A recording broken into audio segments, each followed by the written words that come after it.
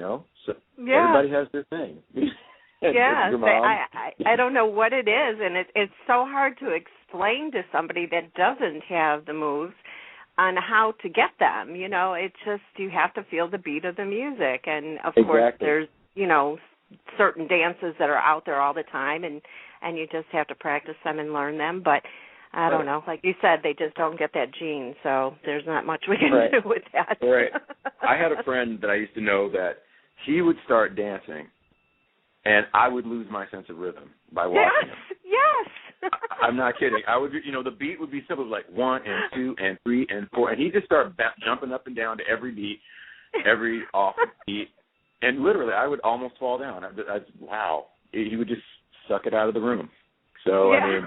But he's a nice person. No, and that counts. I know. I couldn't watch my mom when I was dancing with her, and usually it would be a group of us girls anyhow, so you kind of just move around, and just try to avoid looking at her because she would throw you off. That's so true. Yeah. But she loved you.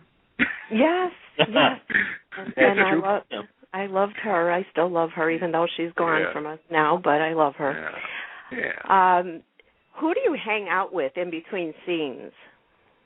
Oh man, I hang out with a lot of the cast that I'm working with that day, and mostly I hang out with Teresa because we do a lot of our scenes together.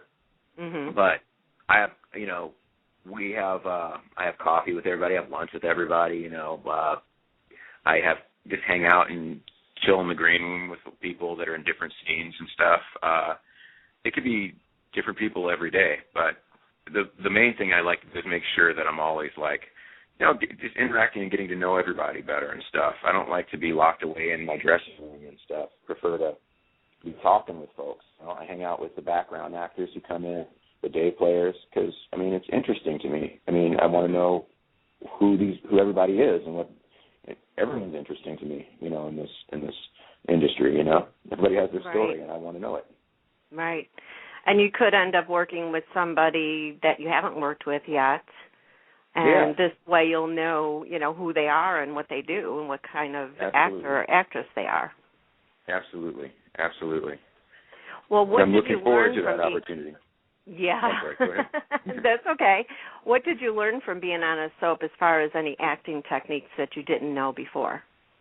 Well, it's not so much that I've learned more. It's the application of all the stuff I've learned over the years at that speed, being able to more quickly process everything and, engender what needs to be engendered and put out what needs to be put out. But everything I'm learning, I just had to, learn faster or execute faster.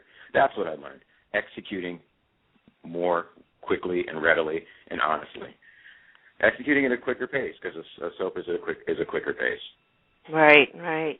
I think that Jackie Zeman said last night that they used to do 25 scenes a day, and now they're doing 80. Might have been her. I'm not sure if it was her, but 80. I was like, oh my God, my mouth fell open. I couldn't believe that many scenes were filmed in one day. And during the Nurses Ball, we had more. We had even 20 more than that. We have so much stuff to go through, and it's crazy. It's crazy, but those guys know how to handle it. Frank has hooked it up. He's made it so easy for us to get it done, and there's so many, like I said, so many professionals that just know how to handle it and do it, and that's been a really good example and good training for all of us, and for me, to watch these guys just do what they do and just jump in and say, well, if they're pulling their weight, I'm pulling my weight, and handle it. Mm-hmm. Yeah, you don't want to let them down after they're working so hard, too. No, that's right. Yeah. I want to be that guy. Right? Now, we love Frank and Ron from One Life to Live. One Life to Live was phenomenal before ABC cut it, and which, of course, broke our hearts, but thank God Prospect Park brought them back. Well, soon, April 29th. And so we knew that once Frank and Ron went to GH that things would change, and oh, my God, it's not that GH was ever bad, but it needed extra oomph, and we love that they brought in new characters as well as the characters from the past. And it's phenomenal. I mean, there's just no way to express how happy we are with General Hospital right now because of those two guys and, of course, all you guys in the back. Oh, thank you. And for us, it's great, too, because we get to work with these, it's TV legends, and these people that you've always wanted to work out with, and they're here, they're in front of you, and suddenly you're doing a scene with them, and, you're trying to be professional, do your scene, and then be excited later. You know what I mean? Right. It's really a great opportunity. They've done a great job with the show. And there's so many cool things coming, which I can't tell you about. Well, that's my next question. How hard is it for you to keep a secret of a scene that we haven't seen yet? Are you good at keeping a secret, or do you have to fight yourself? I'm really good at keeping a secret because if there's one thing you don't want is to have Frank mad at you because you didn't keep a secret. Last night, the threats. Yeah, no. I'm following Frank's lead and keeping secret very well. So, and I've had people test me. I've had people ask stuff, and I just keep it under wraps. Keep it under wraps. I had to keep laughing every time that Frank was nudging Ron. Okay, that's enough. Oh, Ron will tell on you. Ron will tell on you in a heartbeat. Man, Ron will tell on you. Yeah, Ron. So, who took that last cookie? It was him.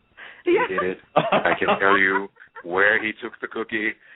No, I'm playing. I love Ron too, but no, Ron will say some stuff. But even Ron does it to a limit. I mean, to a certain extent. He won't completely tell on himself. I mean, but yeah, he's excited. He's creating this stuff too. I get it. It's your baby. You want to share some of it with the baby, and Frank's excited too. But Frank is like, no, we need to delegate it properly. We can't just be like, telling everybody everything.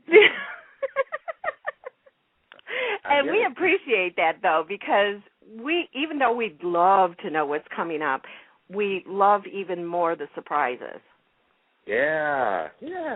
You don't get your first, second, and third course at the same time. You ease along in the dinner. Right. And then dessert is at the end. Right. Or the beginning if you're me. You go one at a time. Speaking of, I seen a piece of chocolate cake on your Facebook page that looked awfully good. Heck yeah!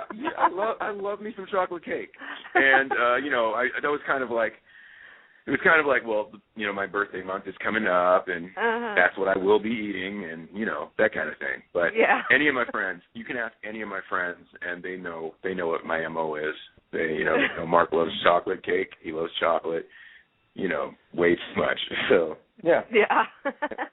And then you go to the gym the next day and work out a little bit harder. Yep, and it helps when you have that sugar high because then you're just really going real fast. Right. And you lift and run and Yeah. Well, do you have, let's see, what's the word I'm looking for? Do you have a fast metabolism where you can eat stuff like that and not have to work out immediately after so it doesn't stick with you? Yes, I do, but I think one it's of also those really people. Yeah, I do, but I also think it's wise to kind of keep in mind what I'm eating and stuff, and and how often I'm eating and making sure I am exercising. Even though I have a fast metabolism, I want to keep my fast metabolism. Yeah. You know what I mean? Yeah. Yeah, and because as you get older, it really does slow down. So. Mm-hmm. That's what my dad says. Yeah. Yeah, you don't believe that when you're younger, but then when you get to be my age, and I'm sure your dad's age and everybody else, then you say, oh, my God, they were so right.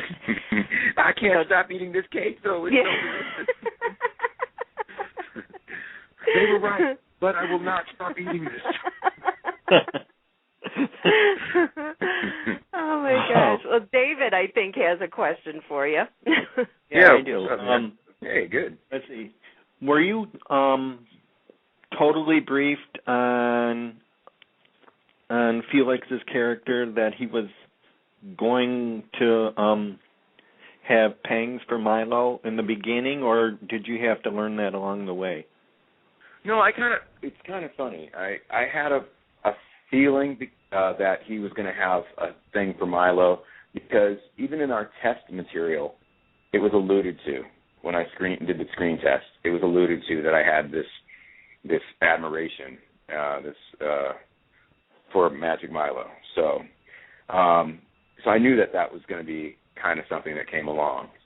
And you know how it is. Everybody has somebody that they pine for, so it's only natural that Felix has somebody he pines for. Right. Well, I'm glad that didn't come between you and Sabrina for a long time. I'm glad that was resolved immediately, even though Sabrina didn't end up with Milo. Yeah. And I think overall, I don't think Milo, well, her going out with Milo was about Milo. It's more about her trying to distract herself from, what she was going through. And, that's also something people can understand. There's that rebound thing. Oh, yeah. When you get your heart broken, in order to kind of mask that, you try to distract yourself. So that's all that was. Right. And I think that Felix understood that relatively soon after having a talk. Well, that's Sabrina is Felix's girl. They're thickest beat. They're friends, and you can't let that kind of stuff come between a good friendship. You know, friendships can last forever, but all the other stuff sometimes is seasonal. Yeah, exactly. Especially love life. Yep.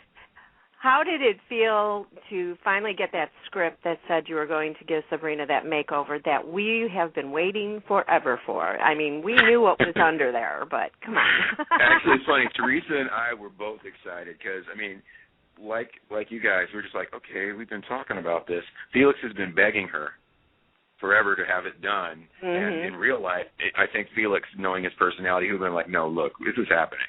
Right. But, so when it finally happened, it was almost like I had to read it again. Oh. Okay, it's going to happen. So we were pretty excited too. It's really good. I love that.